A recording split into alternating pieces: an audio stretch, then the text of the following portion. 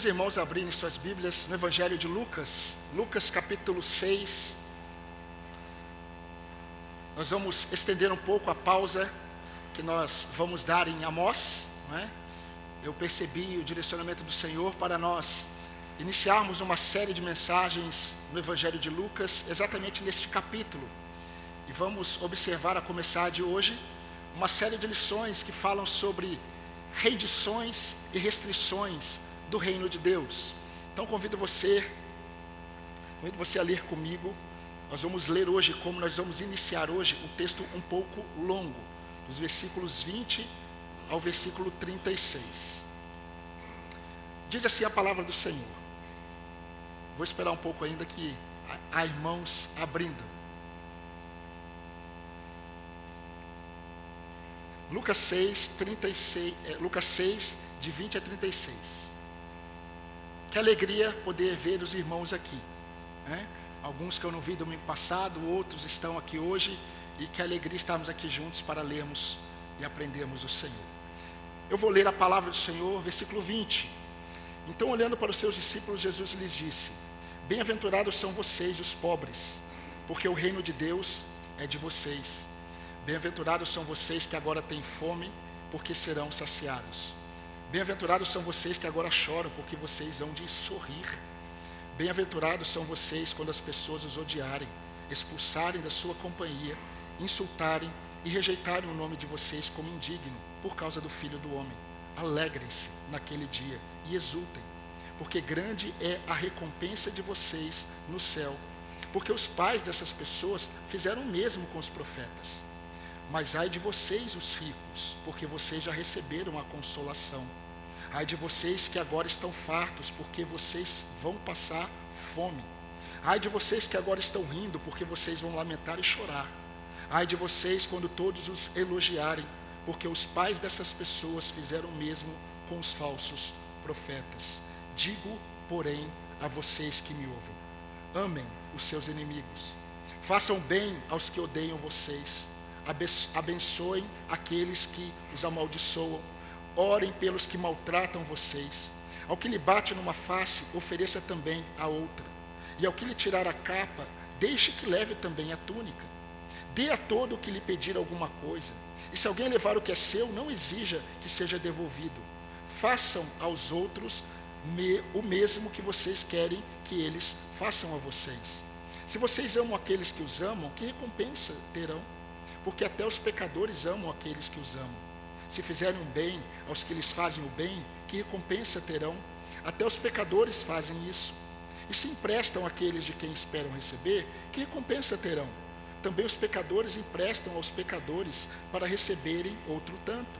Vocês, porém, amem os seus inimigos, façam o bem e emprestem, sem esperar nada em troca. Vocês terão uma grande recompensa e serão filhos do Altíssimo, pois Ele é bondoso até para os ingratos e maus. Sejam misericordiosos, como também é misericordioso o Pai de vocês. Vamos orar mais uma vez? Senhor, vamos agora iniciar uma série de reflexões no Evangelho de Lucas. E não podemos fazer isso também sem a dependência do Teu Espírito Santo. O Senhor conhece todas as minhas limitações, até aquelas que eu desconheço.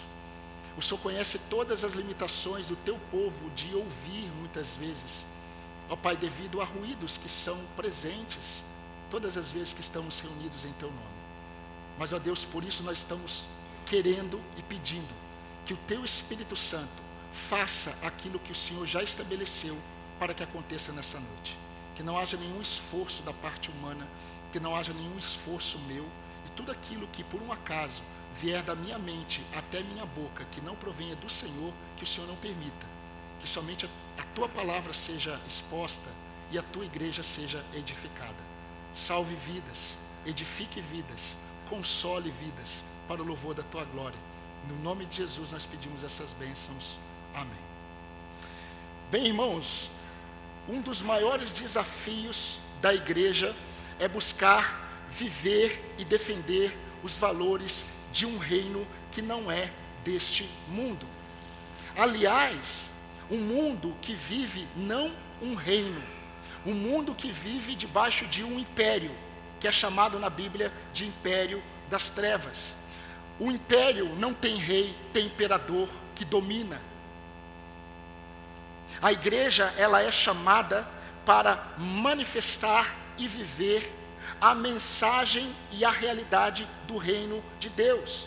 Mais uma vez eu lembro, um reino que não é deste mundo. Ou seja, a igreja, ela é parte de um povo, ela na verdade é o único povo que tem habilitação da parte de Deus e autoridade de Cristo para representá-lo neste mundo. Jesus falou a Pilatos, antes da sua crucificação, sobre o seu reino. E ele disse a Pilatos: o meu reino não é deste mundo. Está em Marcos 18, 36. Jesus orou ao Pai pela igreja.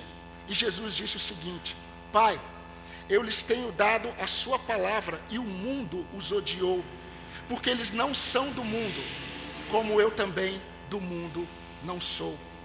Meus irmãos, nós acabamos de observar uma série de mensagens em Atos, capítulo 14. Vocês se lembram? Versículos 21 a 23, em que Paulo e Barnabé, como apóstolos, eles voltaram àquelas igrejas que estavam precisando ser fortalecidas na alma, na fé. E nós vimos o que eles fizeram. Eles fizeram muitas coisas, mas dos direcionamentos que o Espírito Santo deu para eles, para que eles fortalecessem a igreja, é mostrar para eles que ser parte do reino neste mundo era passar por muitas tribulações. Nós já vimos isso. O que nós precisamos notar, queridos, é que Jesus, ele fez questão de mostrar que essas verdades, muitas outras que ele fala sobre o reino. Depois dessa série de mensagens, se o Senhor permitir, nós vamos observar algumas parábolas que somente Lucas registrou, que são parábolas do reino.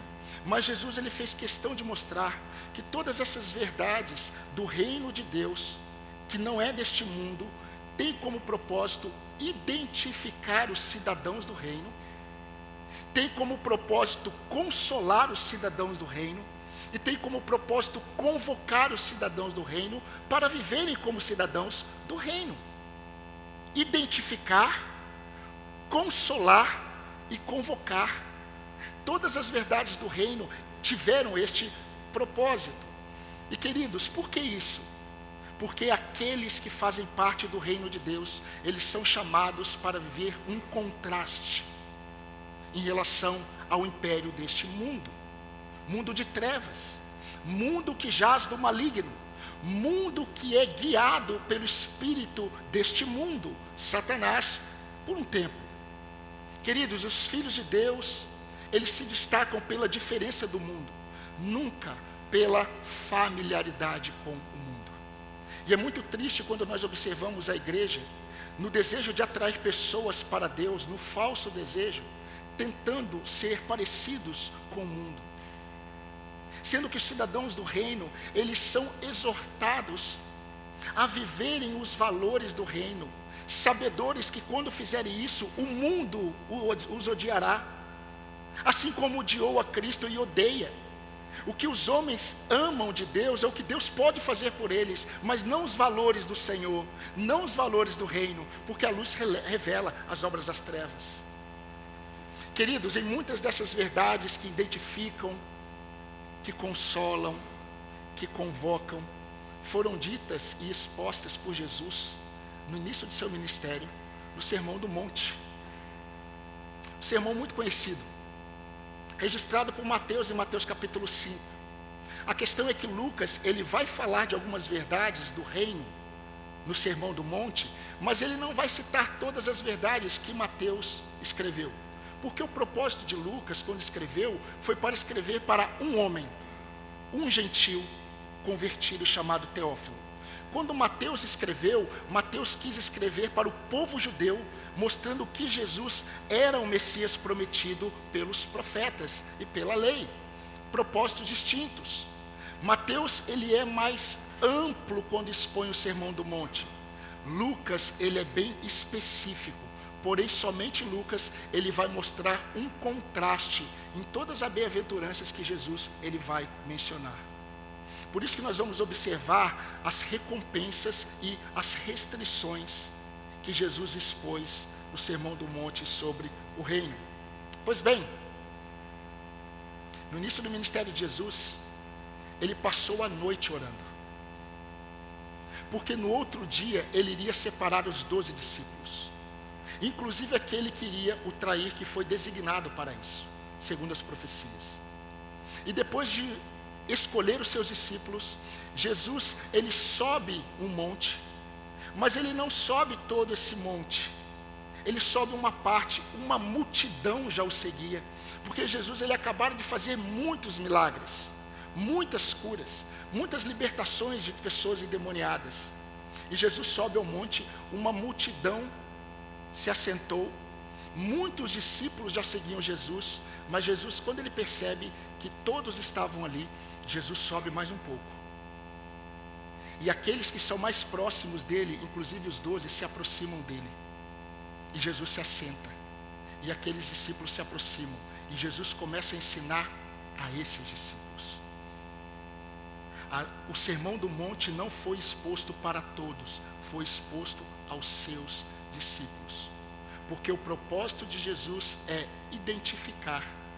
O propósito de Jesus é consolar. O propósito de Jesus é convocar.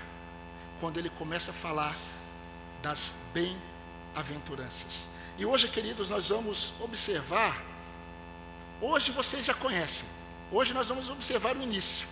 A partir de hoje, nós vamos observar as bem-aventuranças que vão dos versículos 20 aos versículos 23. E, queridos, nós vamos perceber que essas bem-aventuranças, tão conhecidas pela igreja, elas trazem a ideia de alegria. Elas trazem a ideia de felicidade, mas no sentido de satisfação da alma. Bem-aventurança é quase uma alegria no superlativo. É algo que traz mais do que uma alegria momentânea. É algo que traz satisfação. Isso é ser bem-aventurado. E a primeira recompensa que Jesus vai mostrar na primeira bem-aventurança é a alegria que é fruto do reconhecimento da própria miséria da alma. Eu vou repetir. A primeira recompensa, ela está sobre aqueles que manifestam o fruto do reconhecimento da miséria da própria alma. Versículo 20, vamos ler novamente. Cesário, lê para mim, por favor.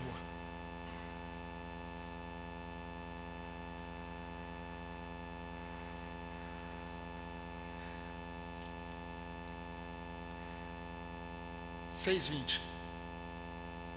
Ele estava com o Murilo, por isso que ele está abrindo agora. Não tem problema, a gente espera.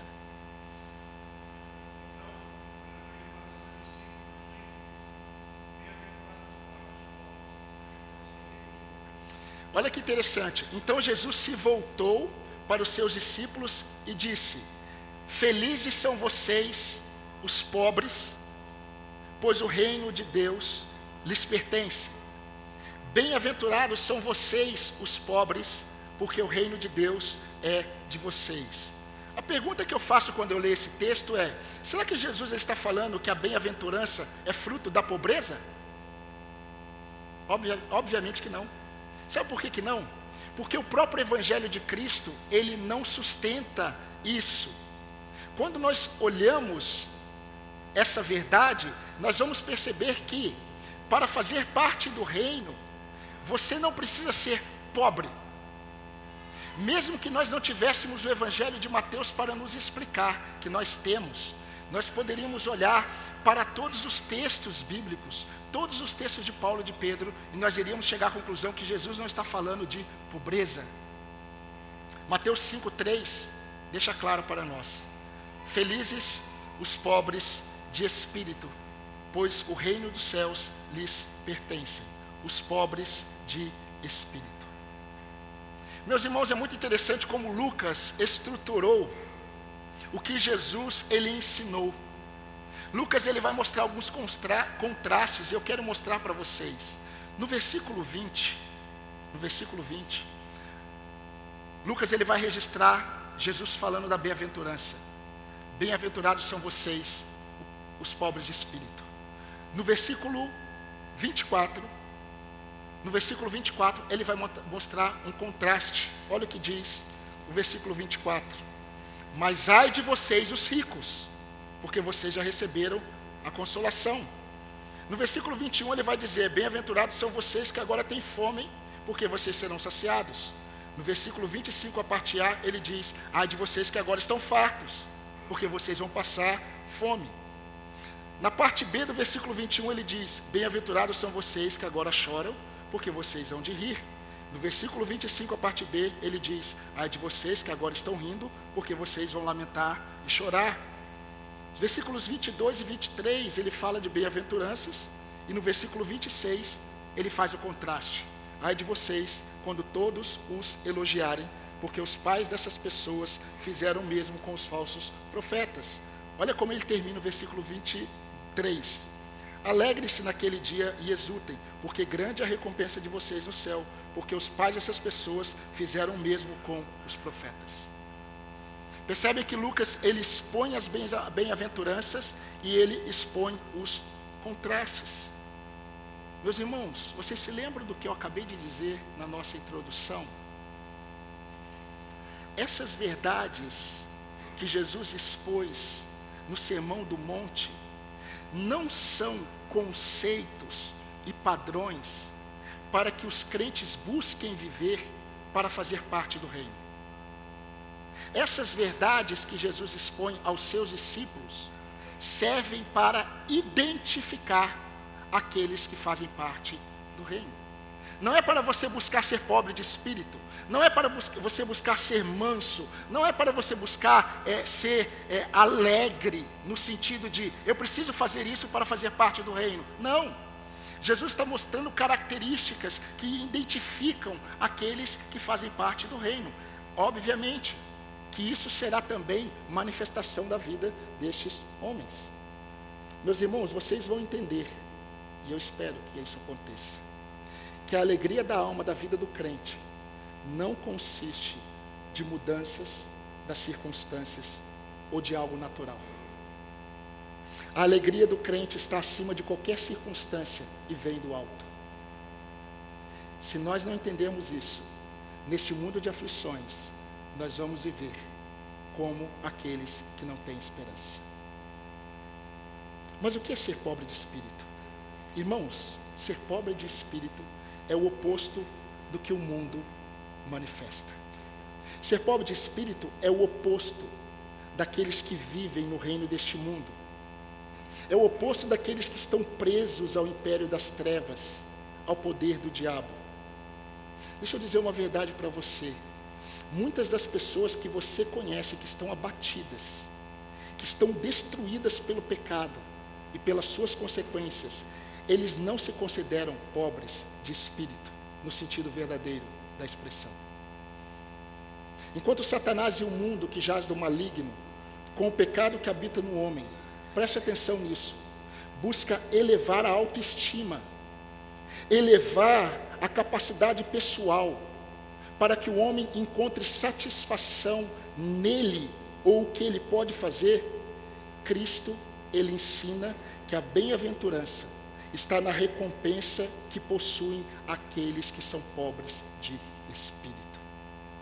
Aliás, é exatamente isso que a lei de Deus faz conosco. Nos mostra que nós somos pobres de espírito. Porém, meus irmãos, quanto mais o ego humano é elevado, menos o homem enxergará a condição de pecador e menos ele enxergará a necessidade de um Salvador. E sabe o que é mais triste? O homem acredita que a sua autoestima elevada é sinônimo de felicidade e satisfação da alma. E sempre estará em busca de algo para melhorar a sua autoestima. Indo às compras, trocando de carro, fazendo outra faculdade, saindo para as noitadas, se destacando no trabalho, se dedicando a uma causa social, ou animal, ou ambiental, se dedicando a projetos pessoais, indo para a academia, bebidas, drogas, terapias humanistas, ou simplesmente vão buscar elevar a autoestima nas palestras e pregações motivacionais, que é a proposta dos coaches da vida. Agora entendam, todas essas propostas humanistas que levam o homem a encontrar satisfação nele mesmo, ou a partir dele mesmo, afasta o homem do reino de Deus. O discurso da serpente é o seguinte: tenha um elevado conceito de si mesmo e permaneça nas trevas. Só isso basta. Tenha um elevado conceito de si mesmo, e isso basta. Eleve a sua autoestima, e isso basta. Você vai entender que tudo que você precisa, você pode fazer por você. Que tudo que você precisa para ter satisfação na sua alma é fazendo algo que todo mundo faz, mas nunca encontra a alegria da alma. Spurgeon, com razão, ele disse: nunca um homem pode ser revestido da justiça de Cristo sem ser despido de si mesmo. Eu gostaria que você aproveitasse a oportunidade, enquanto você ouve isso, para você avaliar a forma como você tem enxergado a sua vida, neste aspecto. Porque eu vejo que muitos crentes, muitos daqueles que já estão no reino, eles não vivem como cidadãos dos reinos. Porque a alegria, a paz, a tranquilidade depende totalmente das circunstâncias. Não depende da verdade do que Cristo fez, independente de nós. Queridos, jamais um homem que tenha um elevado conceito sobre si mesmo e venda esta imagem, conseguirá por si próprio dizer o que o publicano disse na sua oração. Quando a Bíblia diz: o cobrador de impostos, o publicano, ele ficou à distância e não tinha coragem de levantar os olhos para o céu enquanto orava. Em vez disso, ele batia no peito e dizia: Deus, seja propício a mim, porque eu sou pecador. Isso está em Lucas 18:13. Meus queridos, Jesus está ensinando os discípulos logo no início do ministério deles, que a alma bem-aventurada, que a alma que está satisfeita em Deus, reconheceu a sua miséria espiritual e sua necessidade de redenção. Esses herdam o reino, e por isso eles são bem-aventurados. A alma bem-aventurada, feliz, satisfeita, é aquela que desfruta de quebrantamento resultante da verdade. A alma bem-aventurada não precisa vender uma imagem de si. Os religiosos fazem isso. A alma bem-aventurada, ela reconhece que não há nada longe de Cristo que possa promover sua verdadeira satisfação. A alma bem-aventurada, em suas intenções, em suas motivações, em seu testemunho, revela que a sua satisfação vem de fora de si mesmo. Não há nada, meus irmãos, nada que esse mundo proponha, não há nada que o coração busque longe de Cristo, que promova a paz que excede todo o entendimento, porque essa paz provém de Deus. Porque está abatida, ó minha alma? É a pergunta que todo aquele que é do reino deve fazer.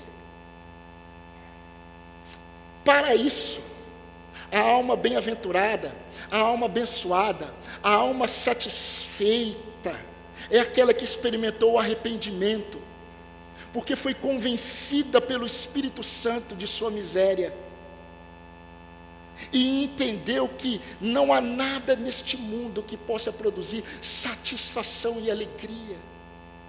Mesmo que eu esteja cansado, mesmo que eu esteja abatido, mesmo que eu esteja preocupado, mesmo que eu esteja olhando para as circunstâncias, mesmo que eu afunda como Pedro, porque está olhando o vento, a alma bem-aventurada, ela se alegra em Deus. Nada pode roubar essa paz. Por que Jesus, no início do ministério, ele chama os discípulos de canto e diz isso? Porque as verdades do reino identificam, consolam e convocam a uma vida de acordo com isso. Não é interessante, meus irmãos, que esse seja o primeiro fator que identifica os cidadãos do reino? Muito diferente da religiosidade hipócrita dos fariseus. Não é interessante que uma das primeiras parábolas que nós vamos observar, que Jesus conta, ele vai contar na casa de um fariseu, em um jantar, olhando para uma pecadora? A religiosidade sempre levará o homem a buscar uma resposta para a sua alma dentro de si mesmo, mesmo que este homem diga que ele olha para o transcendente, que ele olha para Deus.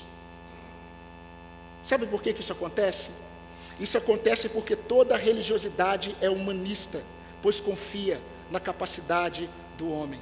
Meu irmão, minha irmã, discípulo de Cristo, pertencente ao reino de Deus, se hoje o estado da sua alma tem a ver com as coisas deste mundo, com as circunstâncias, você está vivendo como todos os homens que não têm esperança.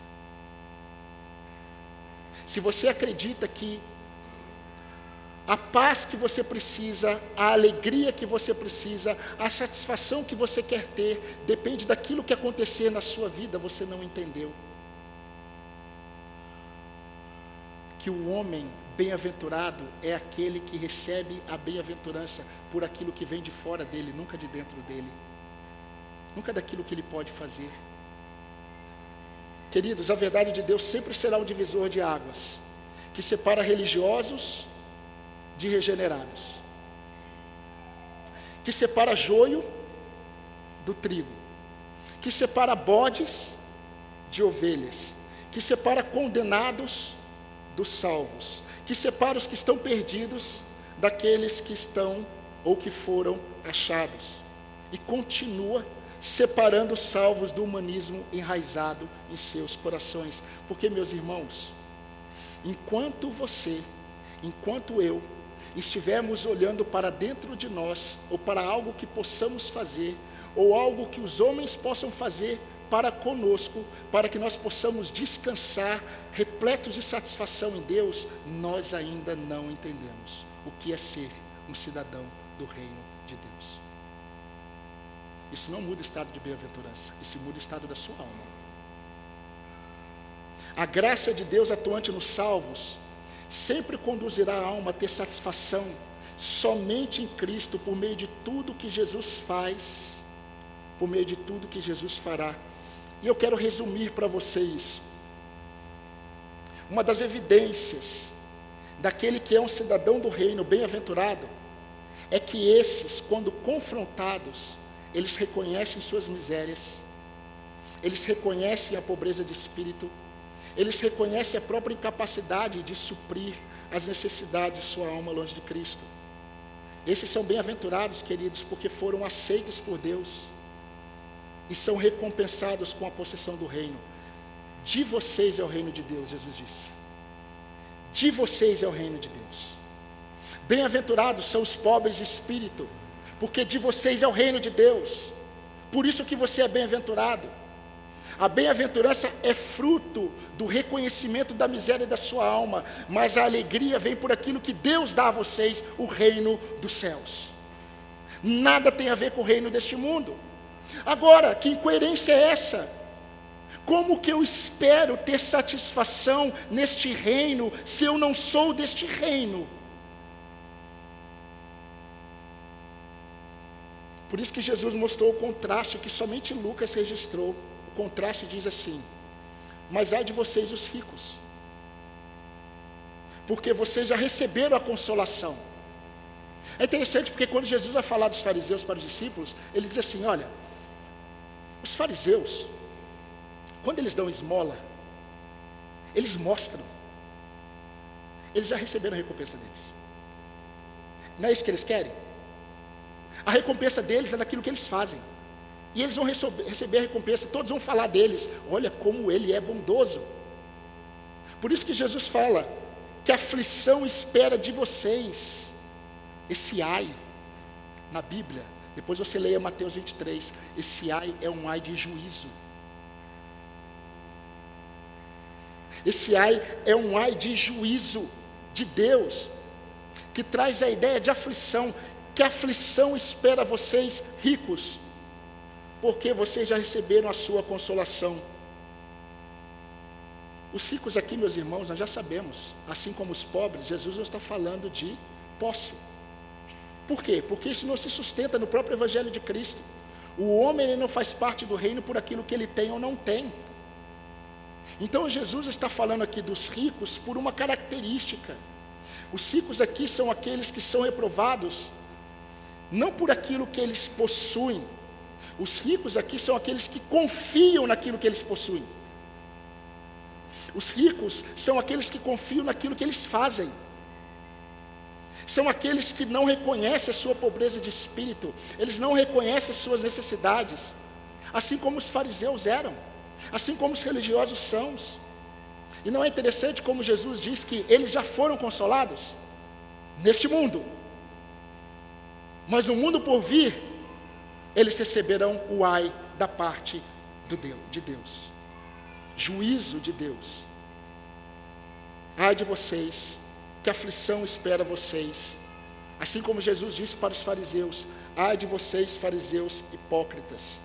Meus irmãos, lembre-se, as verdades que Jesus expõe, das recompensas e das restrições, identificam os cidadãos do reino e os que não são. Então, quais são as principais aplicações que nós podemos observar agora, caminhando para o fim dessa reflexão? Queridos, o quebrantamento da alma diante da verdade de Deus e o arrependimento de pecado que é revelado pelo Espírito Santo é a primeira evidência de que a fé está fundamentada em Cristo verdadeiramente. E eu quero ser mais claro, eu quero dizer para você que o quebrantamento e o arrependimento são identificadores daqueles que herdaram o reino de Deus. Fora disso, tudo é falso. O discurso de fé é falso. A alegria e satisfação na fé são falsos. O estar na igreja é falso. O falar sobre a fé é falso. O ser membro da igreja não torna essa pessoa herdeira do reino. Por que isso acontece? Porque essa pessoa continua amando mais a si mesma e acreditando mais na sua capacidade de produzir satisfação para a sua alma, não de Deus.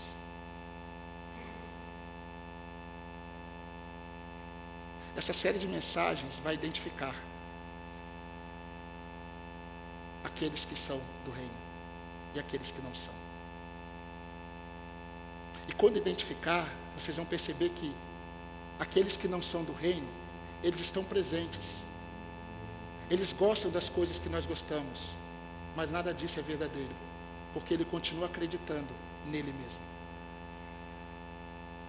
Ele continua acreditando naquilo que vem dele. Ele continua acreditando naquilo que ele pode produzir para trazer alegria para ele, satisfação para ele.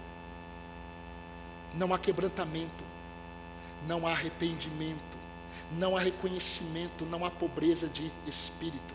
Infelizmente, queridos, muitos homens e mulheres, esposos e esposas, pais e mães, filhos e filhas, que ouvem constantemente a verdade de Deus, são pessoas que não se humilham diante do Senhor. São pessoas que não reconhecem a sua culpa diante de Deus. São pessoas que não se dobram diante de Deus, porque confiam mais em si mesmas. Elas buscam elevar apenas a sua autoestima. São os ricos, o versículo 24, que recebem o ai da parte do Senhor. Infelizmente, queridos, muitos, infelizmente eu digo, muitos dos que estão dentro das igrejas neste exato momento, inclusive líderes, não são cidadãos do reino de Deus.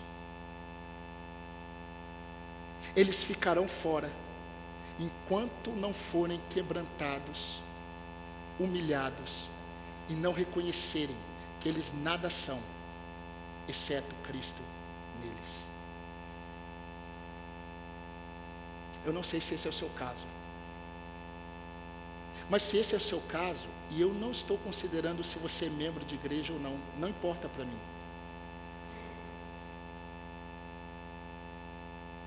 Eu gostaria muito que todos os membros dessa igreja fossem cidadãos do reino. Mas eu sei que nem sempre essa é a verdade de muitas igrejas locais. Talvez o Espírito Santo revele para você que você ainda não teve uma vida de quebrantamento e arrependimento, porque você continua confiando em si mesmo. E se esse é o seu caso, se arrependa hoje, antes que você seja endurecido pelo engano do pecado, porque é isso que o pecado faz, ele endurece. Meus queridos, enquanto acreditarmos, se eu pudesse, vocês já sabem, eu sempre falo grave isso, não é? Mas grave isso. Se nós acreditássemos mais que as pessoas, elas não precisam de ajuda, que elas precisam de arrependimento, nós estaríamos ajudando muito mais, porque nós estaríamos pregando a única mensagem que de fato traz satisfação para a alma. Talvez você esteja pensando que você precisa de ajuda, e eu digo para você, você precisa de arrependimento. Por isso que se um dia você quiser ajuda, você precisa pedir ajuda para alguém que vai te conduzir ao arrependimento e quebrantamento diante do Senhor. Eu quero caminhar para o fim. Mas para caminhar para o fim, nós precisamos ir para a bem-aventurança. Jesus começou bem. Ele começou falando de bem-aventurança, e eu quero terminar falando de bem-aventurança. Percebam, queridos, que a alegria, ela é fruto do reconhecimento da miséria da alma, mas ela é motivada pela recompensa da posse do reino de Deus, que não é deste mundo. De vocês é o reino de Deus, mas ele não é este mundo. Você está criando muitas expectativas neste reino terreno, que não é o seu. E você precisa avaliar isso. Se você foi marcado pelo quebrantamento, se você foi marcado pelo arrependimento, se você foi marcado pela fé em Jesus Cristo, em Jesus, e não em suas próprias obras, meu irmão, minha irmã, você precisa mudar o estado da sua alma. Você precisa sair desse seu abatimento e fraqueza.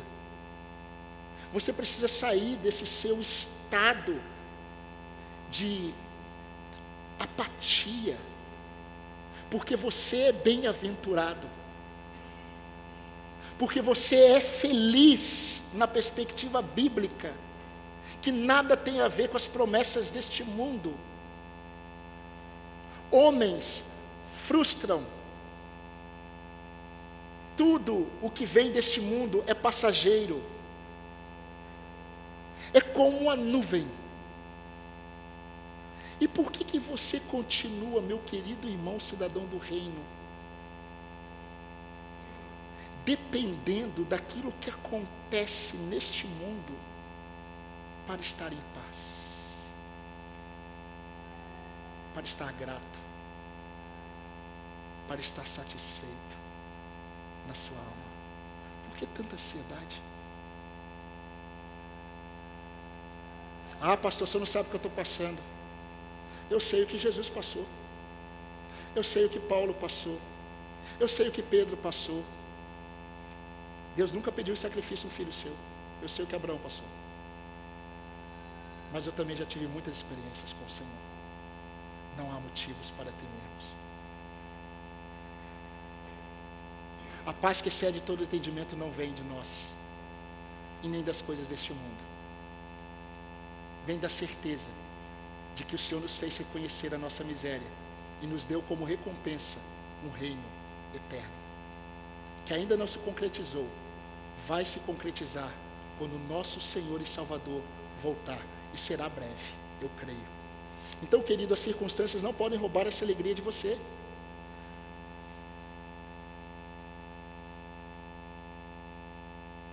Roubar a nossa voz que vai falar de alegria, mas não a alegria. Essa alegria e bem-aventurança, nenhuma pessoa deste mundo pode tirar de sua alma. Nem as ilusões do mundo, nem o diabo, nem a sua própria carne, nada disso pode tirar de você esse privilégio e alegria. Um dos textos mais utilizados na Bíblia falando sobre alegria, foi escrito por um homem que estava preso. Alegrei-me sobremaneira no Senhor. Por que no Senhor? Porque não dá para se alegrar na circunstância. É ilusão falar, estou doente, ai que alegria. Estou morrendo de dor, louvado seja o nome do Senhor. Não, isso é tempo de orar e chorar diante de Deus, ter misericórdia de mim. Morreu um ente querido, ai, louvado seja Deus. Faça isso que você vai dar um mau testemunho. Não está, a satisfação não está na circunstância. Ela independe da circunstância. Está acontecendo tudo isso. Estão tentando roubar a minha paz. O meu próprio coração está acreditando em algo que é nuvem. Como eu já disse para os irmãos, bolinha de sabão. Pluf, vai embora. Mas independente do que acontece comigo, eu sou bem-aventurado em Cristo Jesus. Que consolo deve ter sido para aqueles que eram pobres e desprezados naquele contexto, que estavam sentados perto de Jesus. Porque, meus irmãos, não tinha muito rico perto de Jesus, não. Literalmente, não tinha. Tinha alguns, mas não muitos. Mas que consolo deve ter sido para aqueles que nunca tinham o primeiro lugar em lugar nenhum. Que alegria deve ter sido para aqueles que eram desprezados pela sociedade, como a mulher de fluxo de sangue, como a mulher samaritana, como aquela pecadora que nem nome tem, ela só é pecadora. Que alegria para aquele publicano Zaqueu que sobe numa árvore, e o pai já tinha propósitos para ele, que ele nem precisa chamar Jesus. Jesus olha para ele e diz, desce, tem propósito de redenção na sua casa. Que alegria foi para esses, ouvirem de Cristo, de vocês é o reino. Não porque vocês são pobres, mas porque vocês são pobres de espírito. Vocês foram convencidos, entenderam que carecem da graça de Deus. Meus amados irmãos, ainda há algo a mais para ouvirmos. E eu espero, gostaria muito que fosse amanhã, ouvir. A gente tem uns projetos meio estranhos, né? Todo mundo quer morrer dormindo. Né? Esses dias eu fiquei sabendo de um rapaz perto de casa, um senhor, muito conhecido, que ele morreu. E a gente é um pouquinho curioso, né? A gente conhece, a gente quer saber como que morreu. Aí eu fui na padaria, perguntei na padaria, porque padaria, salão de cabeleireiro, todo mundo sabe de tudo. Ah, o fulano de tal morreu, né? Morreu? Morreu. Falei, como é que ele morreu? Morreu como ele queria, como todo mundo quer. Falei, dormindo? Dormindo. Morreu dormindo. E eu gostaria de deitar à noite, de repente eu ouvir, entre para o meu reino bendito de meu Pai, que está preparado antes da fundação do mundo. Aqueles que são cidadãos do reino hoje vão ouvir isso ainda. Meus irmãos, mudemos a forma como nós temos enxergado as nossas vidas. Mudemos a forma como nós temos enxergado os lugares onde nós temos buscado uma falsa satisfação para a nossa alma. Olhemos na perspectiva da graça de Deus que nos alcançou. Olhemos na perspectiva da graça de Deus que nos regenerou. Olhemos na perspectiva da graça de Deus que nos convenceu da nossa culpa e nos conduziu em Cristo. E queridos, sejamos agradecidos. A murmuração, ela é para os insatisfeitos, e essa não é a realidade dos cidadãos do reino. Agora a pergunta é, não é o que você demonstra aqui, é o que você demonstra amanhã, é o que você demonstra na terça, é o que você demonstra na quarta, não apenas para as pessoas, também para as pessoas, mas para você mesmo. Aprenda como Davi a fazer aquele questionamento para a própria alma. Por que está abatida, ó minha alma? Qual é o motivo? Espere em Deus, pois ainda o louvarei. Por que está abatida, ó minha alma? Por que te perturbas dentro de mim? Espere em Deus, pois ainda o louvarei. Ah, pastor, mas a minha situação é muito difícil. Eu sei, pode piorar, pode melhorar. Não posso dizer para você, vai tudo ficar bem, porque o bem para você talvez não seja o bem que eu estou falando. Mas o que eu posso dizer é o seguinte: você é bem-aventurado. Você é bem-aventurado. Então hoje, você é um cidadão do reino. Hoje, se você está em Cristo, olhe para essa verdade. Aprume-se. Fortaleça os joelhos trôpegos e as mãos descaídas e fique de pé. Tende bom ânimo, não depende de Deus. O tende depende de você, é uma ordem. Tenha bom ânimo, porque eu venci. Nisso a gente tem que exultar. Você é um cidadão do reino e desfrutará de todas as suas recompensas eternas. Só que enquanto isso, o Senhor Ele está vendo, e o Senhor está agindo em nosso favor.